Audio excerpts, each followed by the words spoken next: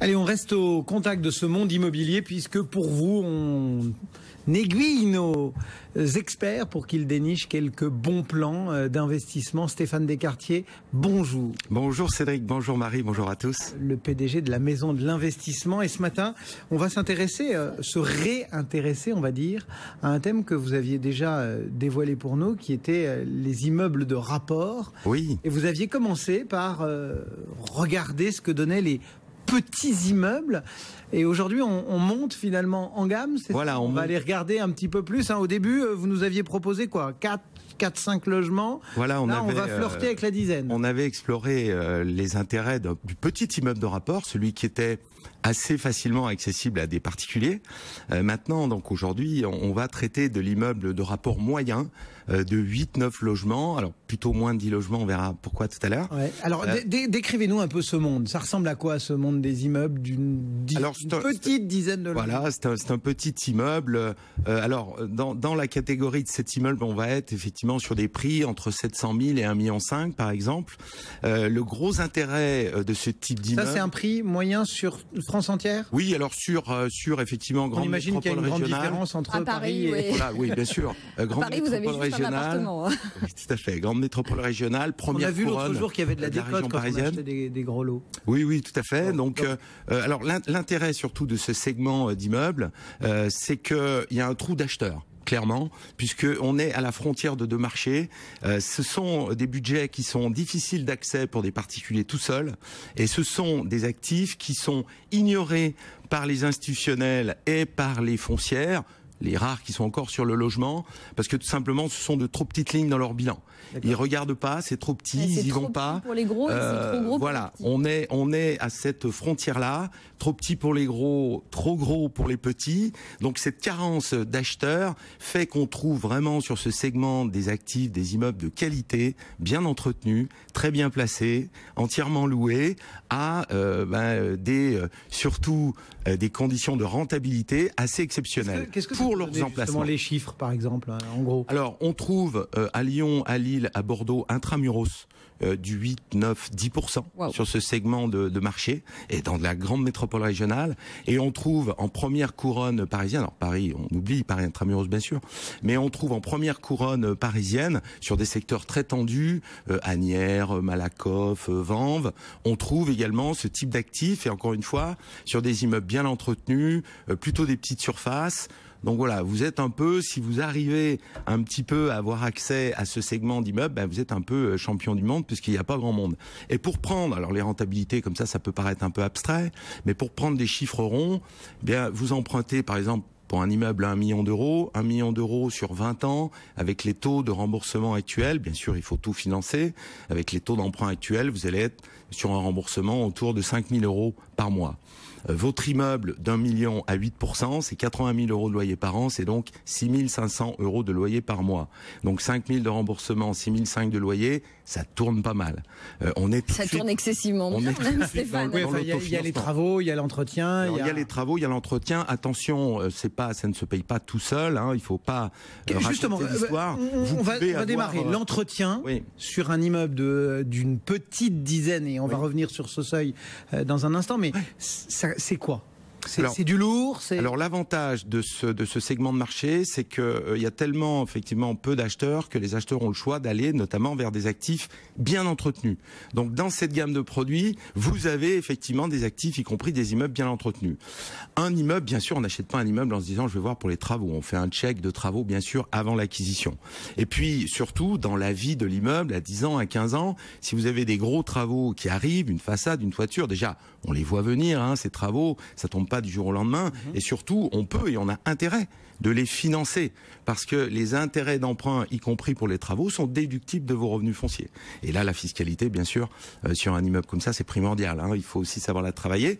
Donc les travaux, on les voit venir, on peut les planifier, et puis surtout un check complet de l'immeuble avant l'achat, bien évidemment, pour savoir où on met les pieds et où on va. Mais en clair, le rendement que vous évoquiez tout à l'heure, entre le coût du crédit, le rapport, etc., va être aussi optimisé sur la fiscalité des travaux, qui va venir, on va évitera créer ça évitera que les travaux viennent gréver cette rentabilité que vous évoquiez. Tout à fait. Bon, il faut donc, malgré tout, manipuler des sommes conséquentes. Oui. Un particulier, on va dire, il est armé pour ce genre de sport? Alors un particulier tout seul, le chef d'entreprise qui vient de vendre sa boîte, le couple de 4 sup qui ont payé la résidence principale. Voilà, il faut en avoir quand même sous le pied, il faut avoir de la capacité d'endettement, mais il faut relativiser aussi cette capacité d'endettement dans le sens où, sur un immeuble de rapport, a fortiori dans cette gamme, c'est pas de l'endettement pur, comme si vous achetez votre résidence principale ou une résidence secondaire. C'est de l'investissement. Parce qu'en face, vous avez des loyers qui rentrent et qui vont bien évidemment augmenter votre revenu. Alors attention, la banque ne va pas prendre 100% des loyers. La banque va pondérer les loyers que vous allez rentrer, parce qu'il peut y avoir un peu d'impayé, il peut y avoir de la carence quand même. Donc la banque va considérer 80-70% de vos loyers. Mais 70% de 80 000 euros de loyer dont on parlait tout à l'heure, ça fait quand même 50 000 euros par an. Donc votre revenu augmente aussi de 50 000 euros par an. Donc ça booste votre capacité d'endettement. En gros, si vous pouvez faire 400 000 euros, 500 000 euros d'endettement pur, vous pouvez aller sur un endettement d'1 million avec en face les revenus qui vont être générés par cette opération. Donc c'est aussi à considérer par rapport à ça. Mais il faut de l'épargne de précaution, il faut garder effectivement de l'argent de côté pour faire face aux aléas, aux travaux subis qui peuvent effectivement advenir. Et puis vous pouvez avoir, faut pas se raconter d'histoire, vous pouvez à un instant T avoir sur vos 8-9 locataires, un qui a des difficultés de paiement, 2 qui partent en même temps pour des raisons différentes. Donc voilà, l'équation de l'autofinancement tous les mois, attention, le danger, il faut en avoir quand même sous le pied. Et le danger aussi, Stéphane, c'est que visiblement, si c'est quand même un marché de niche, c'est pas évident de pouvoir revendre n'importe quand. Oui, tout à fait. Et on retrouve, à la revente, cette contrainte qu'on a eue à l'achat, cet avantage qu'on a eu à l'achat, tout à fait. On rappelle, avant d'évoquer les histoires de revente et de venir sur ce seuil des 10 logements que vous évoquez entre les lignes depuis le début de votre intervention, juste l'intérêt de partir sur un lot d'immeubles comme ça, c'est qu'on a différentes surfaces, donc on adresse différents marchés. Oui, tout à fait. Et puis en pied d'immeuble, on peut avoir un commerce. Oui, alors là aussi est sur un rythme différent, et donc tout ça. Alors l'avantage d'avoir un commerce au rez-de-chaussée, il est évident. C'est pas indispensable, parce que si vous avez par exemple dans votre immeuble notamment plutôt des petites surfaces, vous aurez déjà aussi de bonnes rentabilités, un peu plus de turnover, etc. Mais en général sur un immeuble, une diversité de logements qui s'adresse à une diversité, celui-ci pour une famille, celui-ci plutôt pour un célibataire, celui-ci plutôt pour un étudiant. Donc vous jouez sur différents marchés, en sachant que, comme on le disait tout à l'heure, sur cette catégorie d'immeubles, on trouve en zone tendue, en zone où il n'y a pas de difficulté de relocation, etc. Maintenant, effectivement, on peut avoir, comme on le disait, à l'instant T, 2 ou 3 locataires qui, pour X ou Y raison, partent en même temps. Donc, voilà, on peut avoir quelques semaines en face sans locataires sous quelques logements. Donc, il faut pouvoir y faire face. Alors, dites-nous maintenant, effectivement, pourquoi ce seuil des 10 locataires vous apparaît important, et ça a trait avec la revente que Marie... Pour rester seul aux commandes. Oui, tout à fait. Non, alors, moins de 10 logements, pourquoi? Parce que pour échapper à la loi sur les reventes, sur les ventes à la découpe. Puisque la loi est beaucoup plus... cette loi qui a 7-8 ans, donc en clair, si vous voulez démembrer l'immeuble si on veut sortir à la découpe, au-dessus de 10 logements, on a de très fortes contraintes et les droits des locataires notamment sont renforcés très fortement. En gros, la principale contrainte, c'est que chaque locataire repart avec un bail neuf de 6 ans. Lors de la découpe, la vente à la découpe. En plus, ils ont des droits de préemption sur l'achat, etc. Donc c'est assez compliqué. Ils sont prioritaires, mais ils ont en plus effectivement le fait que chaque locataire repart avec un bail neuf de 6 ans. Donc c'est quand même beaucoup de contraintes. Et la vente à la découpe est aussi une solution pour la sortie, parce que quand on achète en immobilier, il faut toujours penser revente. Toujours. Même si c'est pas prévu, il faut toujours se dire, et au moment d'acheter, à qui je vais m'adresser à la sortie. Et la sortie, les conditions de marché dont vous bénéficiez à l'achat, parce qu'il y a très peu d'acheteurs sur ce marché, elles deviennent des contraintes lorsque vous voulez revendre 15 ans, 20 ans après, parce que, alors à moins que le marché ait fortement évolué, mais ce dont vous êtes bénéficiaire à l'entrée, vous en êtes victime à la limite à la sortie, parce que à la sortie, vous aurez a fortiori pas beaucoup d'acheteurs pour ce type d'actifs. Donc la bonne solution pour la sortie peut être à la découpe. Peut-être justement de découper tout ou partie de l'immeuble, tout simplement pour pouvoir avoir effectivement acheté au prix de go et revendre au prix de détail. Et donc là, on fait une plus-value potentielle sur chaque appartement. Et puis ça peut être également l'occasion, bien effectivement, de vendre une partie des appartements d'ailleurs, et donc conserver pour rembourser le crédit restant dû, notamment, et de conserver le crédit reste, par exemple, et puis de laisser rentrer les loyers, notamment au moment où on part à la retraite. On a le droit, ça, Stéphane, on peut revendre à la découpe. Oui, tout à fait. Oui, tout à fait. On peut. Alors attention, parce que. Ouais, il y a quand même on va reparler de la loi Allure 5 minutes. Un gros ennui. C'était 10 logements. La réglementation sur les ventes à la découpe, c'était 10 logements. La loi Allure l'a ramené à 5 logements sur les immeubles. Enfin bon, les décrets sont à peine parus. Est-ce que la loi Allure va passer l'été? Bon. Ça, c'est quand même la grande question.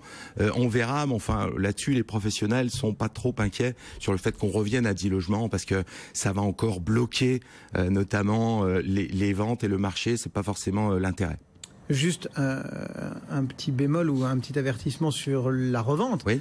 C'est que l'avantage qui était pas de copro pendant toute la durée de détention devient un inconvénient, c'est qu'il faut se payer un règlement de copro, il faut séparer tous les tantièmes, il faut faire... Il y a quelques frais. Il y a quelques frais. Ça va pas chercher si loin que ça. Ce qu'on voit en moyenne, c'est que combien pour un immeuble d'une dizaine de logements, avec le métrage, parce qu'il y a un métrage précis à faire pour bien sûr mesurer précisément toutes les surfaces. Donc le métrage complet, plus un règlement de copropriété, n'importe quel notaire peut faire ça.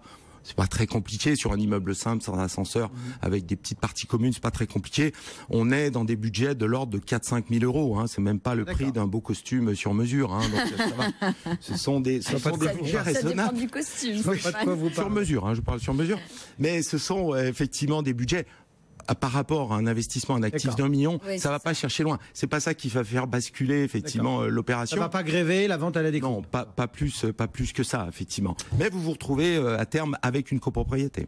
C'est sûr. Mais... Eh bien voilà, on est monté en gamme, on ira au-dessus ou pas? Vous Alors au-dessus, au-dessus, après ça va être un marché purement de professionnels. Bon, voilà, il y a aussi un intérêt, mais là on va perdre peut-être pas mal d'auditeurs et téléspectateurs sur ces segments de marché. Stéphane Descartiers donc, qui est monté en gamme dans les immeubles pour vous emmener sur ces immeubles de rapport. Stéphane Descartiers, le PDG de la Maison de l'Investisseur. Marie Cœur de Roi, on se retrouve demain. Comme tous les jours.